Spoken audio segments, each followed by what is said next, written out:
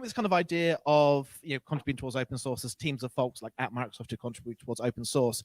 I've got a question about Dapr here. So Dapr started off as a Microsoft project. It's now been moved under the Linux Foundation, I believe. Yep, CNCF. So why was this moved out of Microsoft? What's in it for Microsoft by kind of giving this away? And then kind of investing in developing in the open. And then what are the learnings we've got from doing this that other vendors could actually use to kind of take their products and open them up and hand them over to a foundation? One for you, maybe? Yeah, no, I was lucky I was able to join the Azure incubations team right when Dapr was like right at the heat of its development in the summer of 2019. Yeah, so when we were getting started with Dapr, the goal was, first of all, to help microservice developers write microservices. At the time, Kubernetes was becoming the big technology that a lot of enterprises and small businesses were moving to. And a lot of like monolithic apps were now all of a sudden being split off into microservices. And they found that, well, service invocation, pub sub, secrets management, state management, all of these things that more or less you'd take for granted in a monolithic app where it's on the same machine are now distributed amongst lots of nodes. So was the motivation behind Dapr. Now, we had a couple options. We could either build this into something like Service Fabric and Microsoft, or we can make it a paid product within Microsoft or Azure. But then all of a sudden, your customers are very narrowed to just those Microsoft, and you don't really get to any sort of what we wanted was the community, which is, we were a very small team. There was 3 or 4 developers working on Dapr at the very beginning. And we knew that to really reach the ambitions that we wanted, and to just make sure that as a community or as an industry, we were having this impact on microservices development. When we launched, within the first our first blog post at the time was, we are moving to open governance with maintainerships. We are moving to a lot like a steering committee, a technical steering committee to really put together what does it mean, not just Microsoft flipping a switch to open source saying, look at what we're doing, but more of a, hey, here is where we believe microservices development's heading. Come do it with us. We welcomed, on our steering committee today, we have our partners with Alibaba and with Intel, and even small startups like Diagrid, which are also maintainers of a lot of our different repos in our steering committee.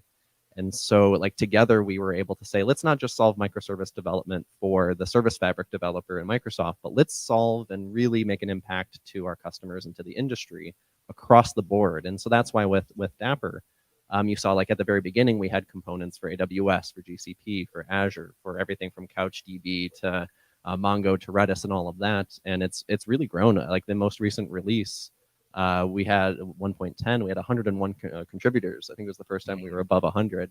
And the vast majority of those were actually non-Microsoft, which was really cool. I was talking with a couple of the maintainers from the Dapr project the other day. And we've seen, just explosive growth where we could not have had any of that. Dapr would not be the project it is today without just that amazing community of, at this point, majority non-Microsoft people as well. So it's been a really cool experience seeing that really take off and grow, which was thanks to the community at the end of the day. So I guess the second part of the question was, how could other vendors benefit from this? So obviously we've got this great idea. We've got it out there. It allows people to build across multiple clouds, which obviously a lot of large companies do have a multi-cloud setup. Especially, so how can other vendors benefit from this? How can we take thought leadership in this space to get folks to do something similar? Well, I mean, I think the truth is that every customer that we see is a multi-cloud customer, whether it's for regulatory reasons or business reasons or any other reason. There are very few customers who are exclusively in any one particular cloud. And so when they're looking to adopt things to make their developers' lives easier, they're looking for things that run on all of the different clouds. And that's true for us. It's true for every other cloud out there. And so I think one of the motivations we really see from a lot of people for open sourcing their projects is it's really the only way to get true adoption these days, right? Many of our customers who we talk to, they simply aren't interested in talking about stuff if it isn't possible to run it on their own infrastructure or on other public cloud infrastructure in addition to Azure. And I think the same calculus is true for other public clouds as well. And then I think the other thing that is true is that we can collaborate with each other much more easily on undifferentiated heavy lifting when it's done in the context of a vendor neutral open source foundation, right? And so I think the other piece is like, and actually our customer, I see the same thing in our customers, right? You may have two customers who are competitors, but if you put an open source project out under the CNCF, they're then comfortable working with each other in a world where they would never be comfortable working with each other directly, right? And so I think there's a lot of benefit, especially in the places where it's just work that needs to be done, whether it's security or other just kind of mission critical, but not necessarily places where we're going to differentiate, where we're getting to a single solution for everyone in the industry is the most important thing you can drive towards. Like the only way that happens is open source. Okay, so I guess to a comment you made earlier, Jake, about a rising tide lifts all ships. It's that kind of idea that if we all get into this mindset of building these vendor neutral type products, we build things in foundations, we're all going to lift each other up. So we're all going to benefit. That kind of mentality.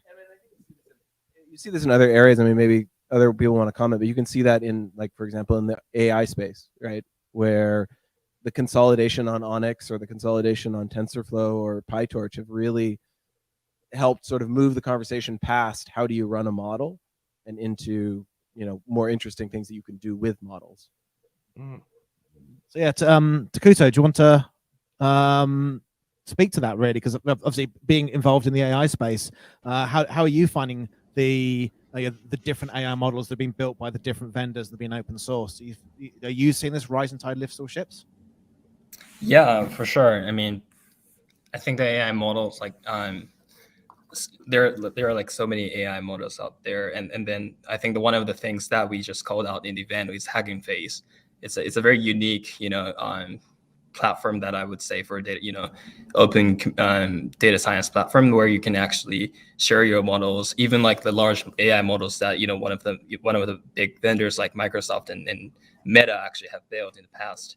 It's actually on the Hugging Face where you can actually use just take them, and then with the announcement that we just made at the open source day, you can actually take that model and then use your own data to fine tune the models, and then make it better before bringing it to the production. So those so many like large AI models that are built by so many vendors out there are actually now you can access those models very easily, and then bring into your own production workload so that you can just leverage take advantage of those large AI models that are built by so many other vendors. So thinking about if you've got like a multi-cloud strategy, just by using the tooling from Hugging Face, you've got the same thing you can deploy to all your different clouds. You're not kind of locked into one, which is the situation that a lot of folks don't want to have. Yep. Awesome. Now, you may have noticed a small lineup change. So unfortunately, Aaron had to go. So could you take a moment to introduce yourself? Hi, I'm Sarah Novotny, and I lead open source strategy for Microsoft. I've also done a lot of work in the Kubernetes community and with the Cloud Native Computing Foundation and foundations across all of open source. Oh, and Nginx. Actually, I was also at Nginx in early days.